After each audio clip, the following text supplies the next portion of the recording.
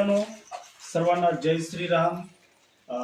आज आपण विष्णू मंदिर येथे आलो आहोत विष्णुदेवांच्या दर्शनी। मित्र, आज नागपंचमी आहे, त्या निमित्ताने या व्हिडिओच्या माध्यमातून मला प्रशासनाला एक सांगायचं आहे की हा जो विष्णू मंदिरचा आहे हा तुम्ही बघत आहात, तर यावर कुठंतरी रंगरंगोटी झाली पाहिजे। आणि विष्णू मंदिर हा वन विभागांना देण्यात आला आहे, तर वन समितीने यावर चांगल्या प्रकारे भगवा कलरचं एक प्रकारे श्रीहरी नारायण विष्णू भगवान महादेव इथं विराजमान आहे। आणि इथं किल्ला आहे, वरच्या साईडला इथं किल्ला आहे। तर हा विष्णू मंदिरला या पद्धतीचा आपण बघू शकता, यावर कलर करण्यात आला नाही, रंगरंगोटी चांगल्या प्रकारे।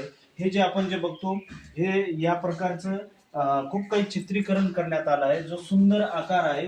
फक्त यावर आपल्याला चांगल्या प्रकारे आपल्याला एक कलर द्यायचा आहे, तर हे कुठंतरी सजावट झालं पाहिजे।